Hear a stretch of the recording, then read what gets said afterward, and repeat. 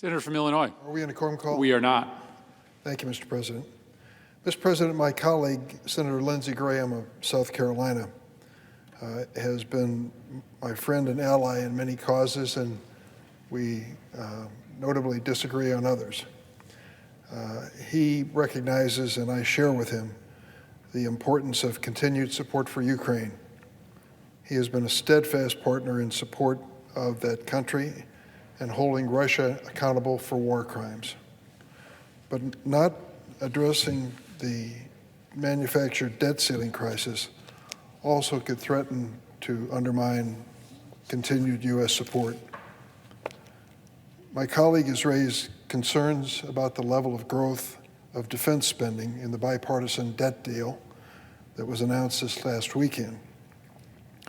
Specifically, the budget for the Department of Defense for fiscal year 2024 is $886 billion at a 3% rate of growth over the previous year. That funding level does not threaten our national security. We are still, and we will be for the foreseeable future, the global leader in defense spending, the world's global leader in defense spending. Now, there are valid concerns about China and Russia and the amount of money they're spending on the military, especially with the war in Ukraine and aggression in the South China Sea. I have a chart here which demonstrates, in one respect, the difference. You can clearly see that when you look at the United States expenditure, when it comes to military spending in the year 2022, it is dramatically larger than any other country.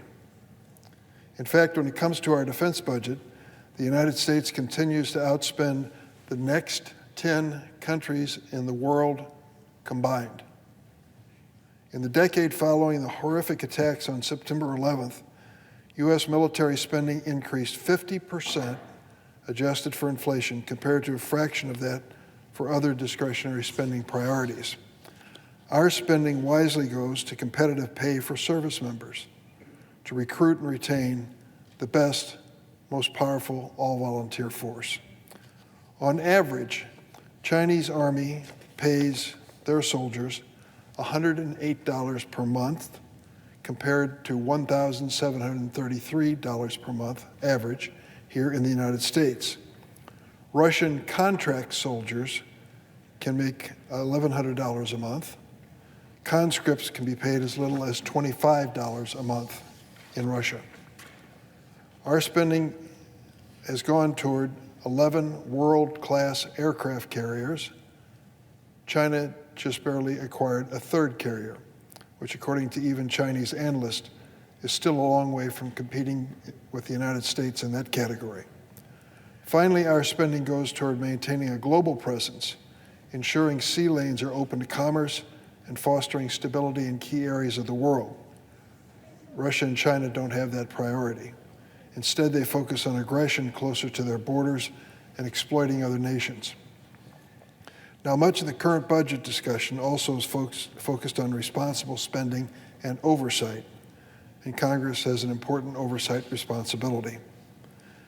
Pentagon spending keeps increasing, and not just because of inflation, but because of increased prices from defense companies.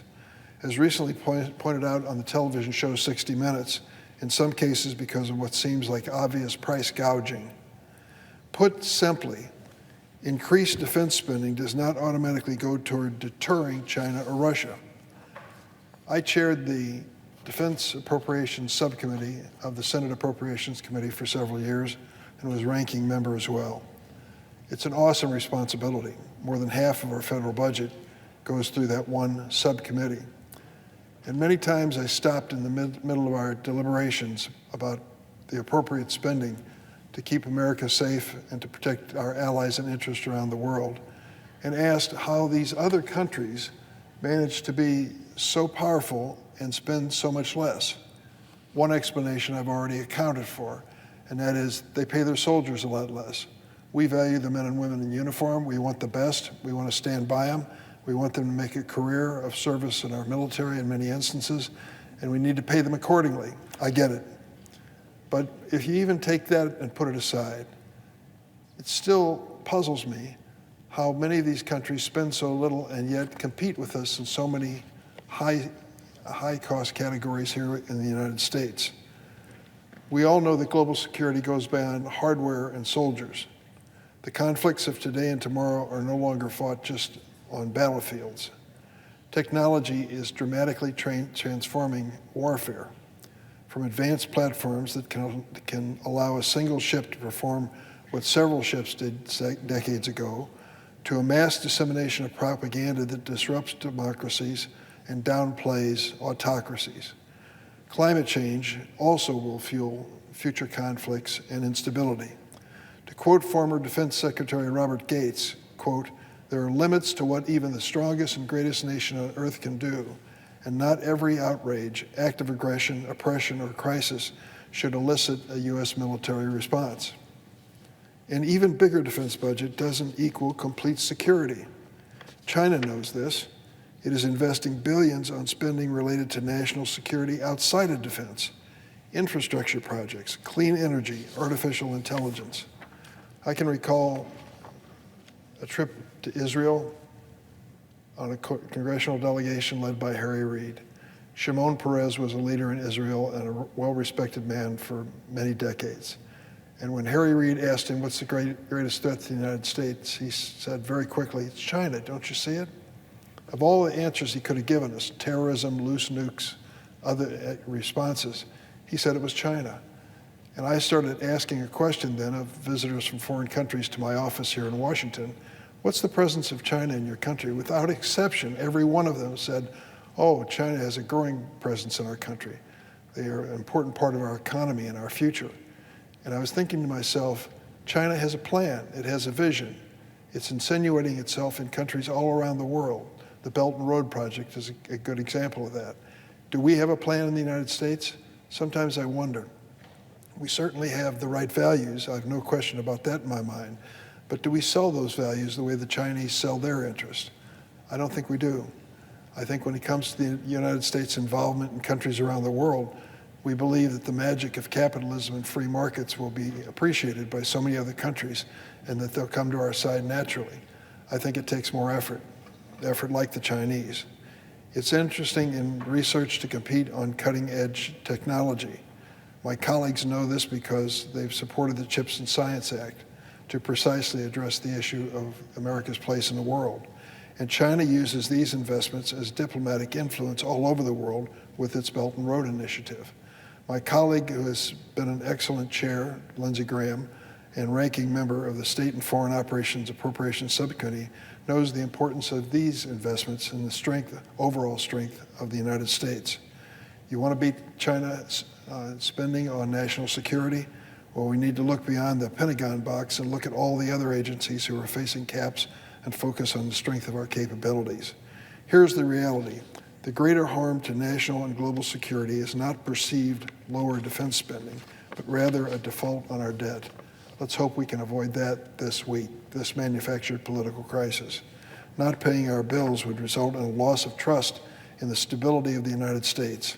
That feeds right into Russia and China's narrative that the West is now weak and they're strong. A short-term debt limit extension would not project strength or stability.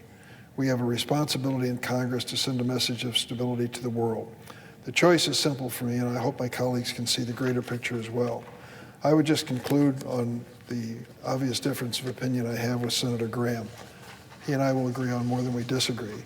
But on this particular issue, I believe that larding the budget at the Department of Defense is a deleterious impact on us on the long haul. We have to incentivize the people making these decisions to be careful about the money being spent, to spend it wisely and not to overspend it. The procurement system in the United States military, I'm sad to say, the Department of Defense is desperate need of reform and improvement. That would be part of it, saving some money that doesn't make us any stronger but costs the taxpayers too much. So this illustration here of the United States at this dramatic $877 billion worth of money compared to $292 billion in China is an indication of our spending, and what we expect from it is security in our country. We can do a lot better. Just storing money at the problem is not a solution.